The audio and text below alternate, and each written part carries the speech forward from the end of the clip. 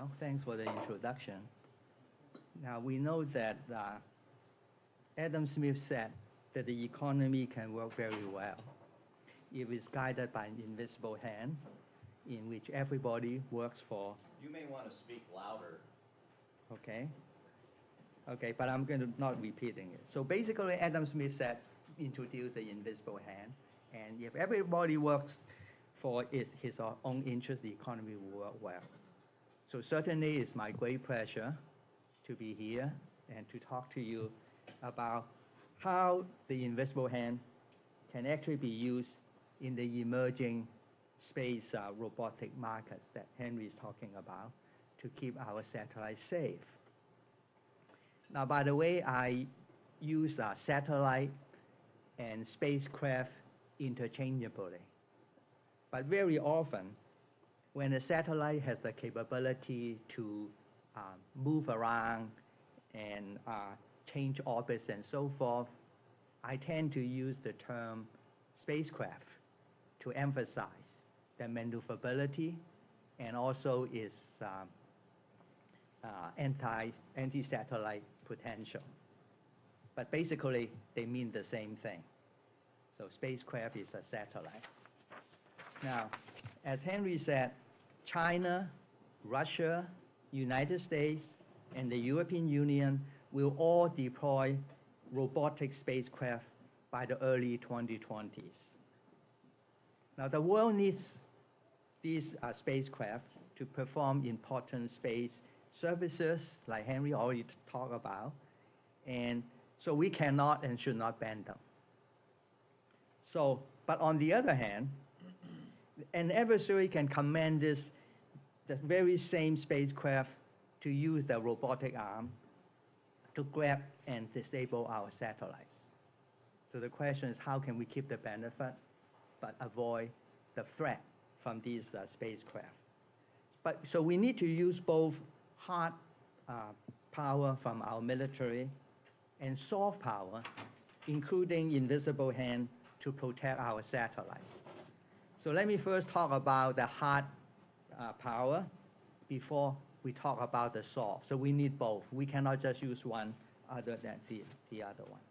Now, we have proposed a military strategy consisting of 3 measures. So you can see the invisible hand basically to reinforce these 3 measures. The first, the United States declared that its adversary spacecraft are required to keep a safe distance from our critical satellites.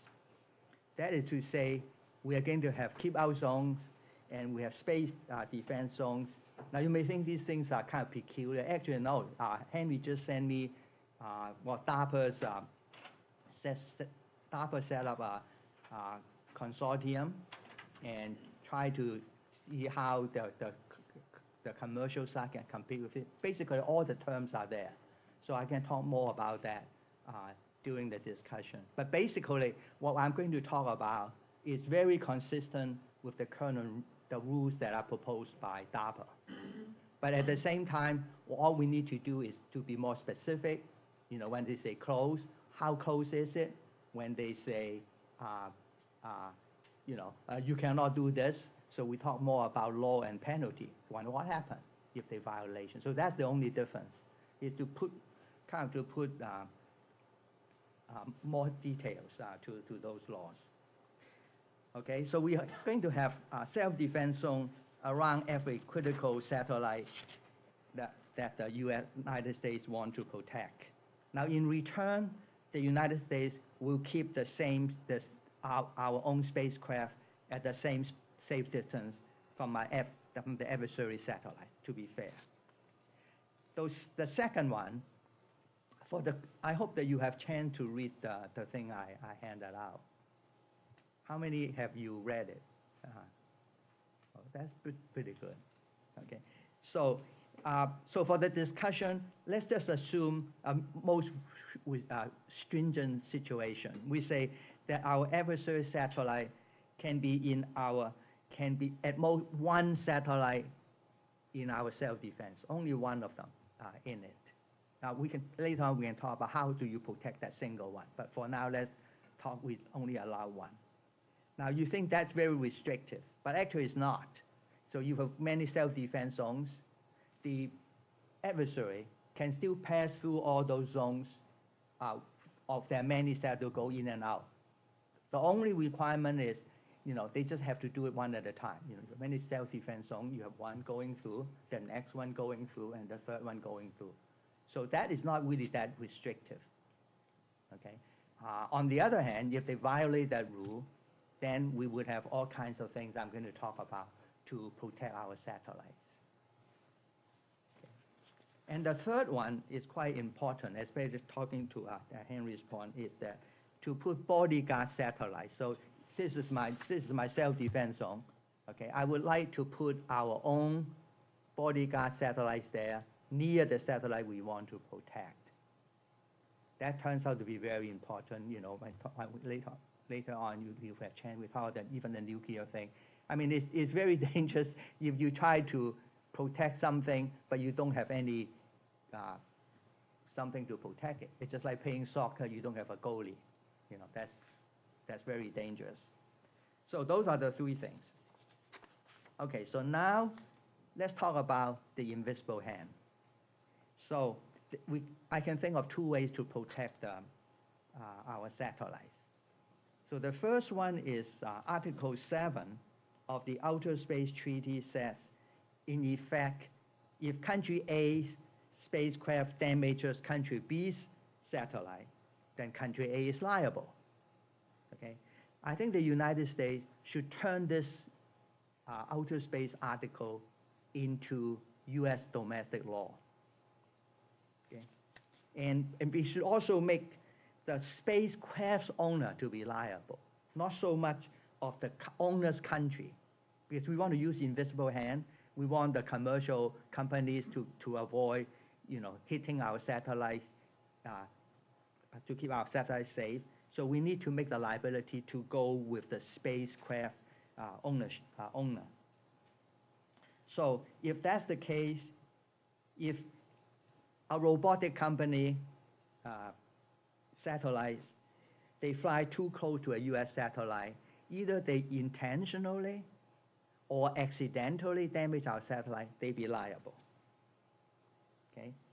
So under such a U.S. law and guided by the invisible hand, then the individual's robotic spacecraft company, whether U.S. or foreign-owned, would work for their own interests by keeping a safe distance from our satellites in order to lower the chance to collide with a U.S. satellite and incur the liability, which can exceed $1 billion. So Henry talks about nuclear, because I know the other two panels about nuclear threats. So let's use nuclear satellites as example. Henry talks about EYES, so that is our early warning satellite. It costs about $1.7 billion a copy. We have 6 of them. Okay. In terms of EAR, that would be the communication satellites for under nuclear disruptor environment. Those one is 1.8, so it's about the same.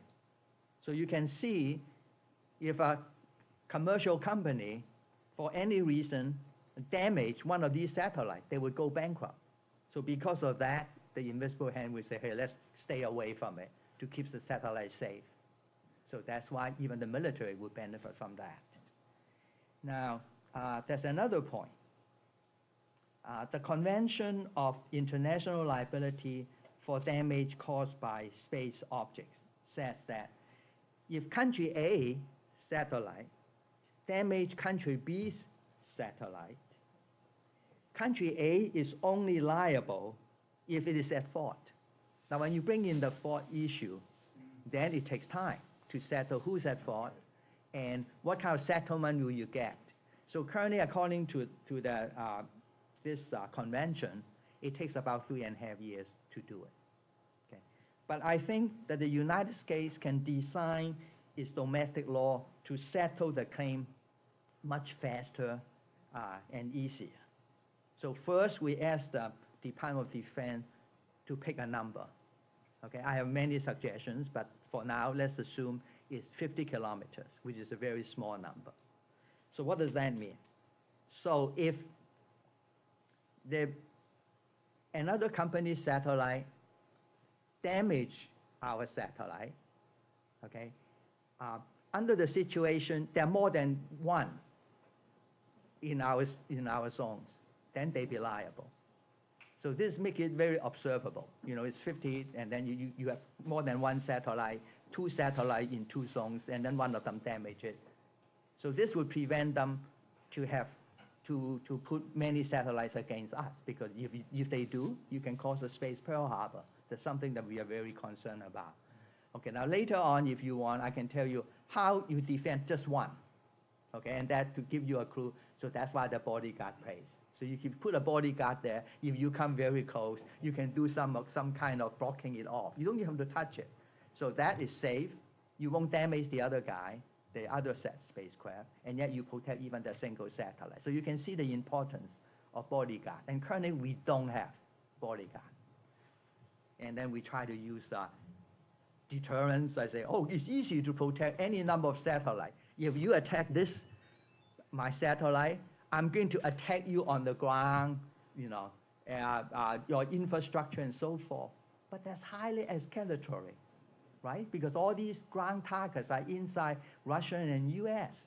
You don't want to have somebody put something close to you and attack one satellite, maybe even by accident, and then you are going to respond by attacking targets on the ground in Soviet or Chinese territory. So that's crazy.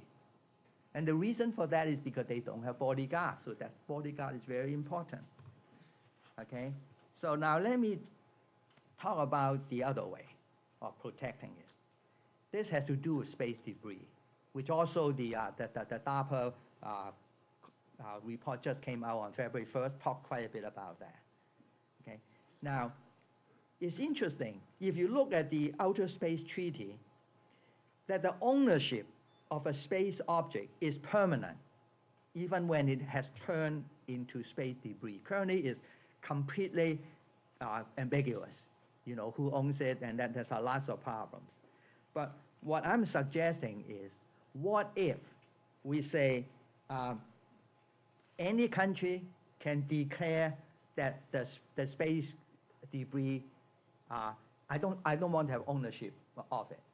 So if you don't have ownership, and then after a year, and then that's what U.S. proposed to the United Nations, to say, okay, then after a year, then if you hit something, there will be no liability to you, and any country can remove it.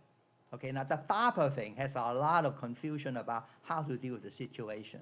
I mean, you cannot remove somebody else's debris because, hey, you know, that's not yours.